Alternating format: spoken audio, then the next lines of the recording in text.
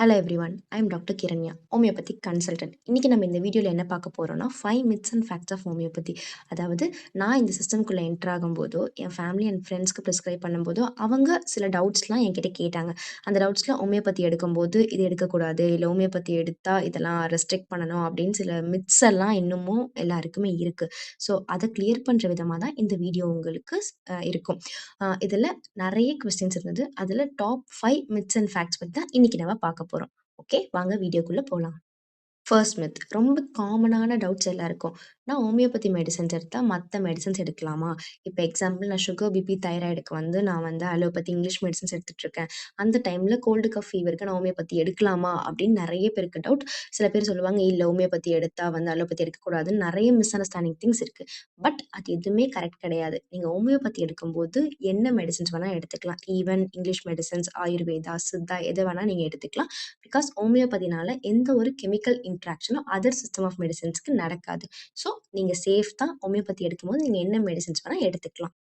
Myth number 2, ரொம்ப commonest miss understanding என்னன்னா, homeopathy எடுக்கும்போது இந்த ஃபுட்டெல்லாம் நீங்க எடுக்கவே கூடாது. நெறைய ஃபுட் ரெஸ்ட்ரிக்ஷன்ஸ் இருக்கும் ஹோமியோபதி ட்ரீட்மெண்ட் எடுத்தா அப்படின்னு சொல்லுவாங்க.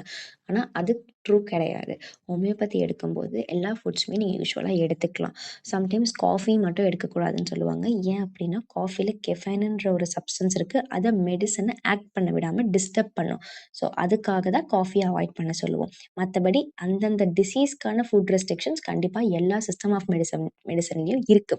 ஸோ அந்த டிசீஸ்க்கான ஃபுட் ரெஸ்ட்ரிக்ஷன்ஸ் தவிர, எக்ஸ்ட்ரா ஃபுட் ரெஸ்ட்ரிக்ஷன்ஸ் கண்டிப்பா இருக்கணும் அப்படின்றது எந்த ஒரு நீடுமே கிடையாது ஹோமியோபதி ட்ரீட்மெண்ட்ல.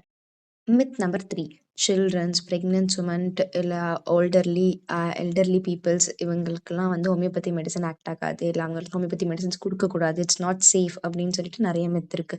பட் அது ட்ரூ கிடையாது. சில்ட்ரன்ஸ்க்கு கண்டிப்பா ஹோமியோபதி மெடிசின்ஸ் குடுக்கலாம். ஈவன் அவங்க இம்யூனிட்டிய இன்க்ரீஸ் பண்றதுக்கு கூட ஹோமியோபதி உங்களுக்கு ரொம்ப சப்போர்ட்டிவா இருக்கும். Pregnant ladies side effects free medicines நான் எடுத்துக்கணும். எனக்கு பிரெக்னன்சில சைட் எஃபெக்ட்ஸ் இருக்கக்கூடாதுன்னா, கண்டிப்பா நீங்க ஹோமியோபதிய ட்ரை பண்ணலாம். அதே மாரி ஓல்டர்லி பீப்பிள்ஸ்க்கு எனக்கு ஆர்கன் டேமேஜ் ஆகாதபடி மெடிசின்ஸ் எடுத்துக்கணும். எனக்கு ஆல்ரெடி நெறைய ப்ராப்ளம்ஸ் இருக்கு. இதுக்கப்புறம் மெடிசின்ஸ் நெறைய எடுக்க எடுக்க எனக்கு டேமேஜ் ஆகுது ஆர்கன்ஸ் அப்படின்னா, அதெல்லாம் நம்ம பிரிவென்ட் பண்றதுக்கு கூட நீங்க ஹோமியோபதியில மெடிசின்ஸ் எடுத்துக்கலாம். உங்களுக்கு ஹோமியோபதி கன்சல்டேஷன் வேணும்னு நினைச்சீங்கன்னா, இந்த கியூஆர் கோட ஸ்கேன் பண்ணீங்கன்னா, உங்களுக்கு அப்பாயின்ட்மென்ட் ஸ்லாட் காமிக்கும். அத ஃபிக்ஸ் பண்ணி நீங்க ஹோமியோபதி ட்ரீட்மெண்ட்ட இன்னிலருந்து ஸ்டார்ட் பண்ணிக்கலாம். மித் நம்பர் 4, ஹோமியோபதி மெடிசின் எப்பயுமே ஸ்லோவா தான் ஆக்ட் ஆகும். இன்ஸ்டன்ட் ரிசல்ட் குடுக்காதுன்ற மித் நெறைய பேருக்கு இருக்கு. But it's not a true thing. Homeopathy பொறுத்தவரைக்கும் அந்த டிசீஸ்க்கு ஏத்த மாரி தான் அது ஆக்ட் ஆகும். இப்ப இன்ஸ்டன்ட் ரிலீஃப் குடுக்கணும் கோல்டு, கஃப், ஃபீவருக்குன்னா கண்டிப்பா இன்ஸ்டன்ட் ரிலீஃப் கிடைக்கும்.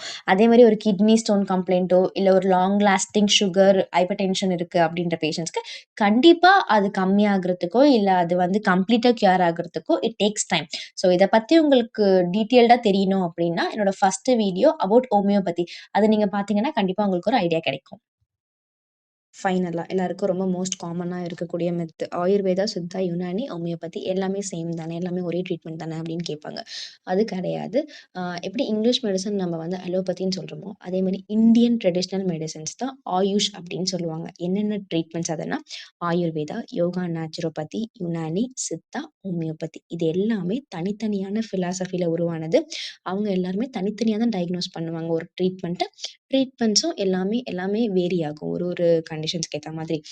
இப்ப எக்ஸாம்பிள் எப்படி இங்கிலீஷ் மெடிசின்ஸும், பிசியோதெரபியும் ஒண்ணு கிடையாதோ, லிட்டரலி அதே மாதிரி தான் ஹோமியோபதி, சித்தா இதெல்லாமே ஒரே மாரி ட்ரீட்மெண்ட்ஸ் இருக்காது. டிஃபரெண்ட் ட்ரீட்மெண்ட்ஸ் இருக்கும்.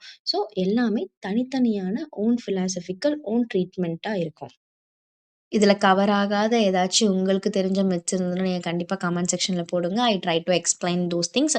அண்ட் தென் இந்த வீடியோ உங்களுக்கு பிடிச்சிருந்ததுனா லைக் பண்ணுங்க. இது ஹெல்ப்ஃபுல்லா இருந்தா உங்க ஃப்ரெண்ட்ஸ் அண்ட் ஃபேமிலிக்கு ஷேர் பண்ணுங்க. இதே மாரி ஹெல்த்தி வீடியோஸ் உங்களுக்கு வேணும்னா சப்ஸ்கிரைப் பண்ணிக்கோங்க.